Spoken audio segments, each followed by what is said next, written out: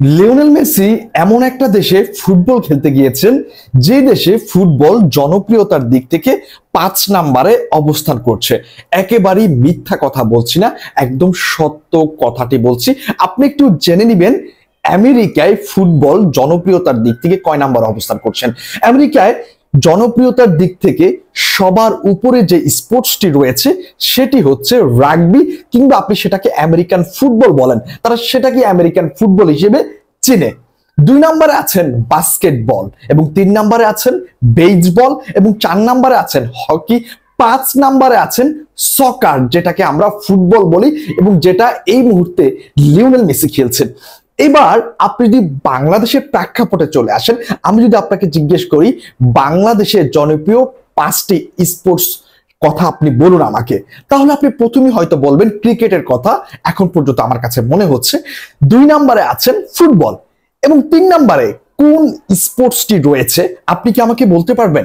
আমার কাছে মনে হয় অনেকেই এই জিনিসটা বলতে পারবেন না, কারণ আমরা আমাদের জনপ্রিয় 2টা গেমকে চিনি, একটা হচ্ছে ক্রিকেট, একটা হচ্ছে ফুটবল, এবং এর বাইরে গিয়ে আরো অন্যান্য গেম থাকতে পারে, সেগুলোর প্রতি আমাদের অতটা আকর্ষণ নেই। তাহলে যেই দেশে ফুটবলটা হচ্ছে 5 নম্বরে, সেই দেশে লিওনেল মেসি চলে গিয়েছেন ফুটবলটা খেলতে। আপনি জাস্ট এই জিনিসটার সাথে একটু রিলেট করেন। আমেরিকান সকার যেটাকে আমরা বলি, এমএলএস যেটাকে বলি, সেটা আছে 5 নম্বর অবস্থানে, মানে যেটা আমরা ফুটবল খেলা বলি সেটা তাদের জনপ্রিয়তার দিক থেকে 5 নম্বর অবস্থানে আছেন। এবার আসেন মূল বিষয়ে। ক্লাব ওয়ার্ল্ড কাপে ইন্টার মায়ামি খেলছেন, এবং ইন্টার মায়ামিকে কেন্দ্র করে কথা হচ্ছে যে ইন্টার মায়ামির টিকিট বিক্রি হচ্ছে না। ইন্টার মায়ামির একটা ম্যাচ রয়েছে আল আহলির সাথে, সেই ম্যাচের টিকিট বিক্রি হচ্ছে না, টিকিটের দাম কমিয়ে দিয়েছে, টিকিটের দাম হচ্ছে $4 করে রেখেছে। তারপর হচ্ছে একটা টিকিট কিনলে 4টা টিকিট ফ্রি, তারপরও দর্শক নিতে পারছেন না ইন্টার মায়ামি লিওনেল মেসি। এর জন্য লিওনেল মেসিকে ট্রোল করা হচ্ছে, তাকে উপহাস করা হচ্ছে, তাকে নিয়ে অনেক কথা হচ্ছে। বাট আপনি এই জিনিসটা কি লক্ষ্য করেছেন লিওনেল মেসি কোন জায়গায় খেলতে গিয়েছেন, যেই জায়গাটায় ফুটবল জনপ্রিয়তার দিক থেকে 5 নম্বর অবস্থান করছেন? আপনি আপনার দেশের জনপ্রিয়তার দিক থেকে 3 নম্বরে অবস্থান করা কোন গেমটি আছে সেটা জানেন না, তাহলে আপনি কিভাবে বলেন ইন্টার মায়ামি যে ফুটবলটা খেলছেন এই মুহূর্তে এমএলএস, সেই ফুটবল জনপ্রিয়তার দিক থেকে আমেরিকা 5 নম্বরে আছেন? তাদের খেলা দেখতে কিভাবে মানুষ আসতে পারে মাঠে? এই জিনিসটা কি আপনি একবারও নিজেকে প্রশ্ন করেছেন? যেখানে আমেরিকান, আমি আবার বলছি, আমেরিকান স্পোর্টস কালচারে ফুটবলটা আছেন 5 নম্বর অবস্থানে, সেই জায়গায় লিওনেল মেসি খেলতে গিয়েছেন। একটু ব্রেইন দিয়ে ভাবার চিন্তা করুন। লিওনেল মেসি চাইলেই কিন্তু সৌদিতে যেতে পারতেন, চাইলেই কিন্তু তিনি 1 বিলিয়নের যে অফার করা হয়েছিল সেই অফারে রাজি হতে পারতেন তিনি, কিন্তু তিনি রাজি হননি, কারণ তিনি ডেভিড বেকহ্যামের একটি প্রস্তাবে রাজি হয়েছিলেন। ডেভিড বেকহ্যামের কথা দিয়েছিলেন তিনি ডেভিড বেকহ্যামকে, তিনি তার ক্লাবের হয়ে খেলবেন, সেই কথা রেখেছেন লিওনেল মেসি।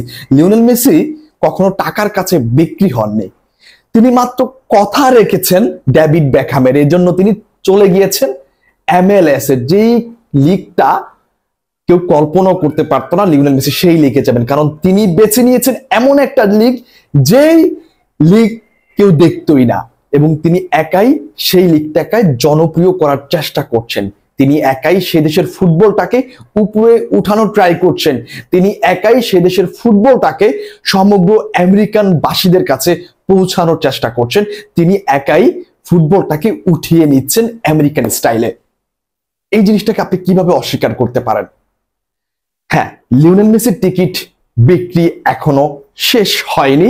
লিওনেল মেসির যে মাঠে খেলা হবে, ইন্টার মায়ামি যে ম্যাচটি খেলবেন, সেই ম্যাচের টিকিট এখনো পুরোপুরি বিক্রি হয়নি, কিন্তু অর্ধেক টিকিট অলরেডি বিক্রি হয়ে গিয়েছেন। এখন অনেকেই বলছেন লিওনেল মেসির ইন্টার মায়ামির টিকিট বিক্রি হচ্ছে না, তার জন্য ইন্টার মায়ামি টিকিটের দাম কমিয়ে দিয়েছেন, $4 নিয়ে এসেছেন, এবং একটি টিকিট কিনলে 4টি টিকিট ফ্রি করেছেন।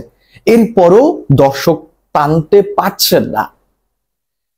এই জায়গাটাতে একটা বিষয় কি আপনি লক্ষ্য করেছেন? আপনি হয়তো কোনো খবর পেলেই সেটার পিছনে ছুটতে থাকেন, বাট এটার পিছনের খবর আপনি হয়তো খেয়াল রাখেন না। লিওনেল মেসি এবং ইন্টার মায়ামি এবং আমেরিকা একটা সিদ্ধান্ত নিয়েছে, বাচ্চাদেরকে, শিশুদেরকে ফুটবলের প্রতি আকৃষ্ট করার, এবং সেই জন্য তারা একজন স্টুডেন্টের জন্য, শিশুর জন্য তারা $4 টিকিট বরাদ্দ করেছেন এবং একটি টিকিট কিনলে 4টি টিকিট ফ্রি করে দিয়েছেন, যেন একটি শিশু টিকিট কিনলে তিনি তার আরো 4টি বন্ধুকে মাঠে নিয়ে আসতে পারেন। টোটাল কথা হচ্ছে ফুটবলটাকে ছড়িয়ে দেওয়ার জন্য, ইনফ্লুয়েন্স করার জন্য এই প্ল্যান নেওয়া হয়েছে। এখানে টিকিট কিংবা ব্যবসায়ী প্রধান উদ্দেশ্য নয়। এই জিনিসটা একটু বোঝার চেষ্টা করুন।